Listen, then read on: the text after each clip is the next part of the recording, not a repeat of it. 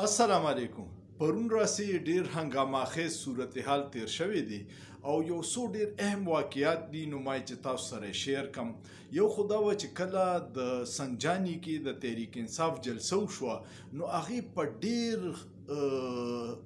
سیکټرز کې ډیر ادارو کې ډیره بېچیني پیدا وکړه. هغوی دا خیال و چې خلک موږ دباوو، اغوا کېږي، خلک لاپته کېږي خلک، نو دا خلک به ګبراو شي او د جلسو له به نه راځي. موږ پې مقدمې جوړو، د دهشت جلسې کې شرکت هم د دهشتګردۍ مقدمه جوړه شي. نو هغه د دوی کوشش خو عوامو هغه ټول تاثر غلط ثابت کو او ډیر پر ګڼ شمېر کې راله. بیا د هغې جلسې نه یو ورځ مخکې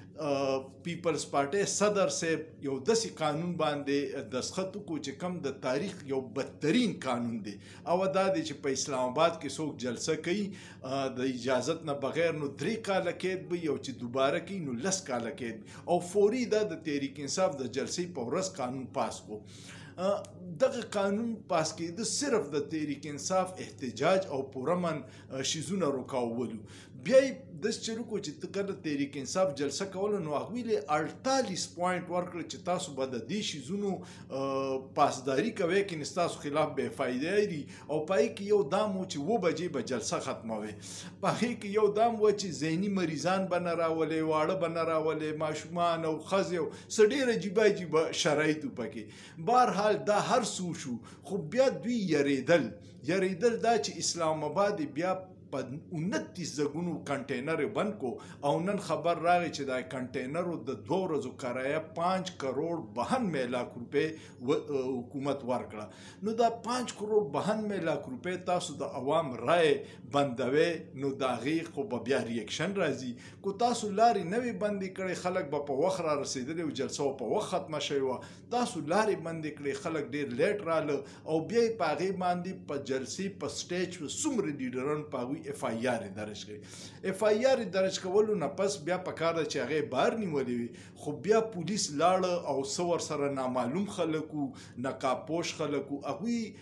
2 کسان د ګیټ نه ګرفتار کړه او کم کسان چې بیا په پارلیمنټ کې دن نو د پارلیمنټ لایټونه بند کړه او په هغوی پسې ورننوته او هغوی هلته نه ګرفتار کړه. دا داسې ده چې دا د 25 کروڑ عوامو په نمایندګانو حمله وه. پارلیمنٹ یو ډیر مقدس ځای دی او قاضي صاحب وایي چې پارلیمنٹ سپریم دی خو قاضي صاحب اوده دی ځکه چې سپریم کورټ به مخکې د سموسې په ریټ چوتېدو باندې سوموټو اغستو په دې باندې بالکل خاموشه دی. چې کله هغه گرفتار کړه هغې سره په ټول ملک یو هیجان شو، ډېر تشویش شو، خلکو په سوشل میډیا آواز چوت کو او په دغه وخت کې یو خبر راغی چې علي امین ګنډاپور غیب دی. چا وی په اسلام آباد کې دی، رورې وی چې زموږ ورسره رابطه نه کېږي، سیکیورټي والا سره هم رابطه نه کېږي، چا وی په کې پی هاوس کې دی خو علي امین غیب و. او بیا سهار واپس کې پېښور ته راورسېدو نو مشهور صحافي اسدتور وی چې هغه علي امین ګنډاپور دلته کې د اسټیبلیشمنټ خلکو بوتلو چې ستا میټینګ دی او د هغه سیکیورټي پاتې کړه او اسلام آباد کې آرمي افسرانو ته حواله کړو او هغوی بیا یو سیف هاوس ته بوتلو. دا اسدتور په خپل ویلاګ کې ویل او د هغه سره رویه ښه نه وه او بیا هغه سره چې هر څه کړي دي خو بیا چې خلکو په سوشل میډیا ډېر اواز چوت کو، خلکو وی چې روډونو ته راوځو نو هغې بیا را پرېښودو. دې نه چې عمران خان خبر شو نو هغه انتهایی غوسه او هغه نن صحافیانو ته وویل چې اسټیبلیشمنټ دوکهباز دي، موږ سره یې دوکه وکړه او آینده به موږ د اسټیبلیشمنټ او د هېچ چا سره مذاکرات نه کوو، د مذاکراتو دروازې بندې کړې. او دا یې مووي عمران خان چې زه د علي امین ګنډاپور چې څه خبرې کړي زه د هغې سره ولاړ یم او چې کوم لیډر د دې معافي غواړي یا د پارټۍ نه لاړ شي. علي امین ګنډاپور څه ویلي هغه ډېرې خبرې کړې وي خو هغه یو ډېر اهم پوینټ ویلی دا ویلي چې جنرال فیض دا ستاسو جرنیل دی چې دا موږ ته په جهیز کې نه دی میلاو شوی او دی چې کله غلط کار وکړي نو بیا تاسو موږ سره نه دي کوي او چې ټیک کار وکړي نو بیا د ادارې سړي نو تاسو د خپل اداره کې احتساب وکړئ. دویمه خبره دا ده چې لکه جنرال فیض دومره کرپټ و نو هغه دومره د جرنیل عهدې ته رسېدو څنګه او دومره کرپټ سړی کور کمانډر پېښور ډي جي آی ایس آی او کور کمانډر بهاولپور هم پاتې شوی دی. نو خلک خو بیا سوالونه چوتوي. نو دا ټول خبرې داسې داسې دي چې دا بدقسمتي دا ده چې اسټابلیشمنټ سم کوي نو عوامو کې تاثر ډېر غلط ځي او عمران خان چې دا سخت موقف اپناو کو دا په دې وجه ده چې تحریک انصاف له د ساه اخیستو اجازت نشته او دیوال سره یې لګي او د دې نقصانات زه بار بار په خپل ویډیوګانو کې وایم چې په 71 کې موږ د عوامي لیگ د شیخ مجید د منډیټ احترام نو کړی نو زمونږ هلته چې فوجي اپریشن وشو 93,000 فوجیان غریبانان قیدیان شو او بیا ډېر په مشکله مو د هندوستان نه آزاد کړه نو خدای دې نه کړي چې مونږ بیا داسې سانحې ته لاړ شو ادارو له پکار دي چې د عوامو د منډیټ احترام وکړي ایمان مزاري یو ډېره اهم وکیله ده دا څومره چې لاپته او اغوا شوي خلک یې د هغې کیسونه لړاوي هغې نن یو ټویټ وکړو چې کم خلک په 9 مۍ کې جنا هاوس ته بتلو جړا فریاد به یې کوو چې دا ډېر ظلم وشو راشه اوس پارلیمنټ باندې حمله شوې ده اوس څه کوې ورسره نو پارلیمنټ د عوامو منډیټ دی جمهوریت وایي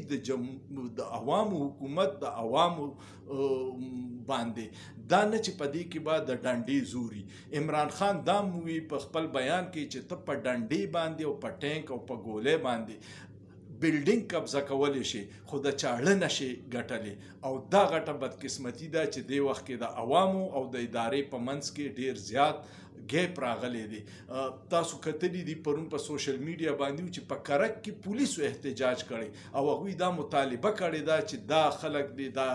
انټیلیجنس والا او دوی دي زموږ د ادارو د علاقې نه وځي نو موږ به امن و امان په خپله راولو دهشتګردي په 3 میاشتو کې موږ ختم کړو خو موږ بېګناه په فرنټ لاین مرو او هغوی ډېر سیریس سوالونه چوت کړ چې دلته د وینا نه دي نو چې ادارې د یو بل مخې ته ودرېږي پولیس فوج ته مخې ته ودرېږي دا ډېر د افسوس خبره ده خپلو پالیسیانو کې تبدیلي پکار ده موږ ټول محب وطن پاکستانیان یو دا وایو چې پاکستان زنده باد خو چې څوک داسې اقدامات کوي چې خلک په قصد دې ته جوړي چې هغوی د پرامن لار نه تشدد اپناو کی تاسو ته پته ده چې په 12 اکتوبر باندې منظور پښتین د پښتنو د عدالت اعلان کړي او هغه په پارلیماني سیاست باندې یقین نشته هغوی وایي چې پارلیمنت موږ له هیڅ نه راکوي دا کټپوتلیانې دي لیاقت منګل چې دی اختر منګل هغه ریزاین کړه چې د دې پارلیمنت څه حیثیت نشته او هغه د پارلیماني سیاست نه دغه شو نو داسې خلک چې کله